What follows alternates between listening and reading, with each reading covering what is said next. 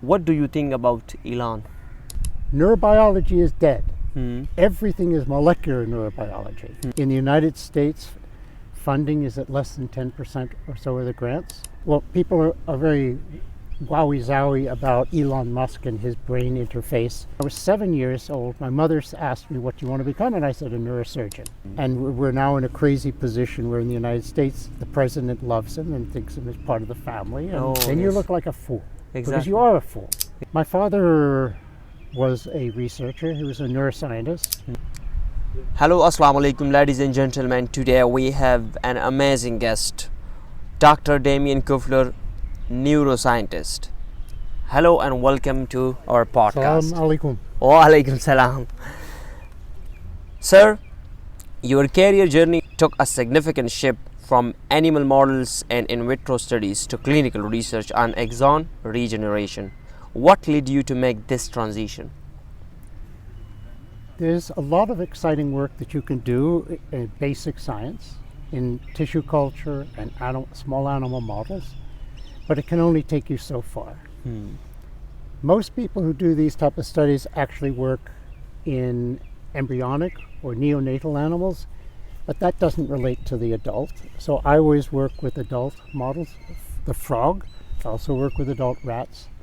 But my interest has always been how to reestablish function in humans. And no matter how far you go, you'll still have to apply the technique, the animal model technique in the human. And I decided that rather than keep pushing, I'd rather try it in humans. It turns out it's easier to do it in a human. You have to go through all the protocols. It's the same thing as any clinical study. These are all Institutional Review Board, IRB Review Board approved studies. But you get an immediate feedback.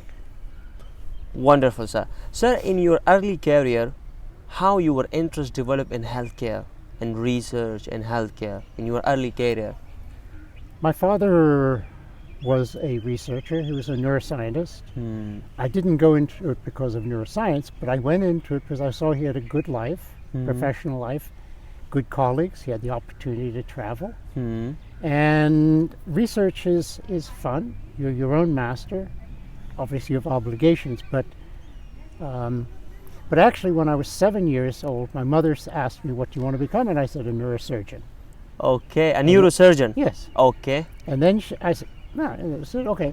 And a week later she came back and gave me a package of cigarette papers. I said, what's this? She doesn't smoke. And she said, well, if you want to become a good neurosurgeon, take these cigarette papers and make a perfect tube. And I said, that's easy. You just lick it. And you said, no. If you have to put somebody's eyelids back, you can't lick it and stick them back. You have to sew it. And then she gave me the smallest needle I've ever seen, curved needle, and the fine silk thread. And 1 week later, I gave her a perfect tube. And cigarette paper is unbelievably delicate, so it's analogous to skin. The bizarre part was 50 years later, I used the same technique on patients. But not with cigarette papers. Wonderful. But took a collagen, because there were no collagen tubes, so we made our own from sheets of collagen. And I thought of going to medical school, but then I realized, again, I did not want to be stuck with patients and the hospital. So I stayed in research, but now in my laboratory, I train neurosurgery residents, orthopedic surgery residents in how to do very, very fine, delicate things. And now I run clinical studies. The only challenge is that they're not my patients. That I would love to do the operations, but I'm not an MD, so I leave it to their marvelous hands. But I'm there for every surgery. But sir, it means like you are neuroscientist, you are neurosurgeon as well, and you are a researcher as well at the same time. That's like right, you train neurosurgeons. Yeah. Wonderful, sir.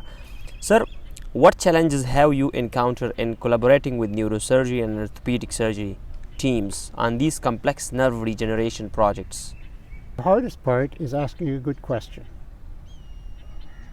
If you have a good question, then it's worth asking. And then you have to find the right way, how you're going to address the question. So I think that is the major challenge. The positive side is part of the challenge is finding clinicians who actually want to do experimental technique. actually, I'm not in what you'd call an academic clinical environment, but I still have found some wonderful people to work with over the years. So, wonderful, sir. And sir, till now you did amazing. You did so much research and so many things at the same time. What is the most amazing thing that you did till now that you're proud of, that I did this thing? it's not what I did. It's actually seeing the patients recover. The impressive part is we have found in our developing these technologies that they work and you restore function, you eliminate pain, chronic pain in patients, and that's gratifying. Wonderful. Or you have a patient, for example, who's suffering chronic pain due to an injury in their arm, and they say, I want you to amputate my arm. And I said, fine, we'll amputate, but can we try this first? The pain goes away, they keep their arm, and they can still function. That is gratifying. Loving. Amazing, sir. Sir, chronic neuropathic pain is a significant issue for those with nerves injuries. Yes. What are some of the novel techniques you are working on to alleviate or eliminate this pain? The technique that I am applying, I applied this long before anybody else was trying to do it. There are many people applying it, mostly in sports medicine for repair. But I realized that platelets, I'm not sure what is, do you know what the platelet is in the blood? Platelets, yes. So they are these little cells in the bloodstream that have more than 300 different factors. And I consider them evolutionarily the universal toolkit for the human body. Wherever there's injury, they go into the environment. Exactly. They release the factors. Some factors are triggered to be released by certain injuries or environments. But regardless, they're released and then they do what they're supposed to do. So we're not actually doing anything but providing the physiological tool that the body appreciates. Love it, sir. Amazing answer. Sir, funding and policy support are often crucial in advancing medical research. In your experience, what policy changes or funding improvements would help drive innovation in neuroscience research or in any other research projects? Integrity in funding, choosing good grants to support, increasing funding. In the United States, funding is at less than 10% or so of the grants. So that means a lot of people are very disappointed. They don't. You put a lot of effort into writing a grant, but it's a competitive situation, and that is hard. If you devote yourself to that and to doing research, and then you perhaps have challenges in executing the experiments, then you don't get funding, and it's kind of cutting your throat. Exactly. So funding is the challenging part in research. Yes, and it also depends on what is considered mainstream of interest, and that changes. So there was Jim Watson, who was Watson and Crick of the DNA. At some point, he said, neurobiology is dead. Everything is molecular neurobiology. And suddenly, there were no people applying to do neurobiology in graduate school. They all wanted to know the new sexy techniques. And so there's sometimes people can get misdirected. But molecular biology is a wonderful tool. It can address things. But you still need people who can test the physiological component. And one of the challenges when traditional education, such as physiology, and there's nobody to do physiology, how do you actually test things? So you can have all this information, which is more difficult to apply. Wonderful. Sir, in my opinion, the future is going to be taken by artificial intelligence. What do you think, how we can incorporate artificial intelligence in healthcare system? And you are a research expert. How we can incorporate AI in research? I'm not sure that AI is going to come up with specifically new ideas, but it will help problem solving. So there's an enormous amount of work using AI to develop chemicals. It can analyze instead of spending decades or years, Exactly. and therefore come up with molecular structures that are more likely to work. And drug development is phenomenally expensive, and this will short circuit a lot of time and make potentially it also could possibly help in diagnoses. Exactly. We were talking today, for example, you have a patient who is in the hospital, their vital signs all seem normal at any one time, but they're shifting.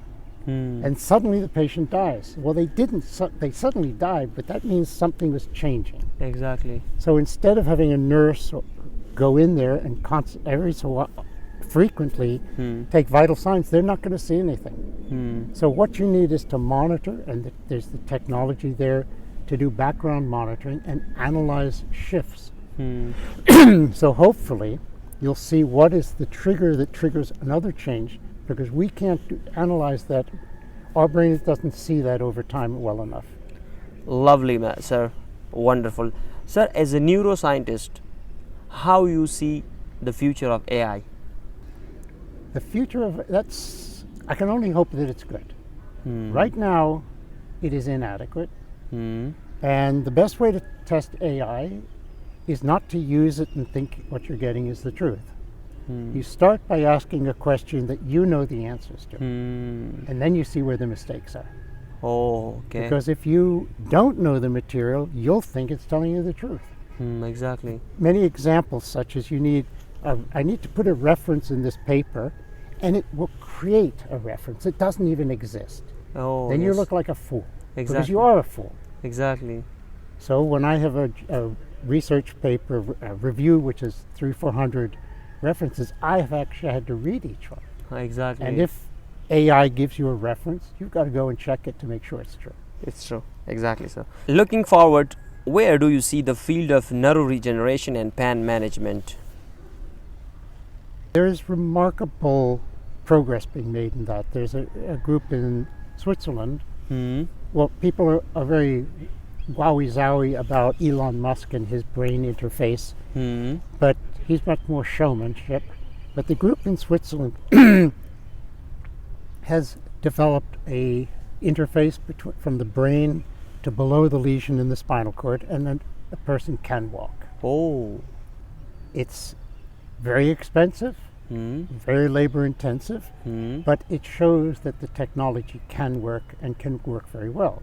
And it's applicable, sir, to a normal average human being? No, or average human being? because it's so expensive. Okay. It's what they have shown is it does work, but they've done it on a few patients. But these are unbelievably expensive technology. They're all in development. For example, in order to move your legs, you have to pick up the right signal, and there's huge amounts of signals. So you have to interpret what a signal means in terms of an impulse to make a particular group of muscles work. So this is where AI can probably take the signals and try to figure out what they are. So they will simplify the programming. Love it, sir. Sir, as a neuroscientist and so much expertise, what do you think about Elon? Nothing. Wonderful, sir. I'm not impressed with him. He may be very bright, but he has a lot of crazy ideas. He's very self-centered, and a lot of what he wants to do is for his own benefit. And we're now in a crazy position where in the United States, the president loves him and thinks him as part of the family, and he's going to be put in charge of things which could be completely disastrous. He may be very bright, but I don't think bright does not also mean that you're a good person. Exactly. Love it, sir. Sir, what is your final thoughts to the people who are watching this podcast, medical students or any other students? I'll make a really stupid statement. The future lies ahead. Future lies ahead. But what that means is that, as I just said, there are people who have helping a paraplegic walk. They now have people who can play,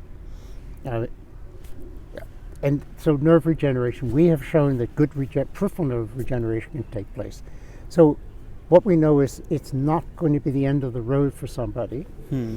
There are questions, however, where I think one has to be careful how our resources are spent. It's a tragedy for anybody who has a spinal injury, but we have to consider how the money is spent and the number of people who suffer.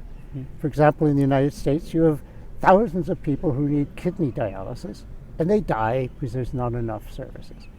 So I don't want you or somebody else we know, but I don't want somebody else I don't know to die. But you have one person they spend millions of dollars on for the spinal cord research, and then thousands of people are dying when it's a simple machine that they need. Exactly. So we have to have social responsibility. But of course you should invest in these other projects because the future means that they will eventually pay off. Exactly. Love it, sir. Amazing. Sir, final, what is the advice that you want to give to the medical students, specifically to medical students? Choose the type of field of medicine that you want, that gives you gratification, because then you're going to be the best you can and you're going to do the best work, and the labor involved is going to be less intense. You won't care about the labor, but you're doing it out of compassion and empathy and love. Thank you so much, sir. We did an amazing conversation. Thank you. It's my Lovely pleasure. conversation. Thank you so Thank much, you. sir. Thank you.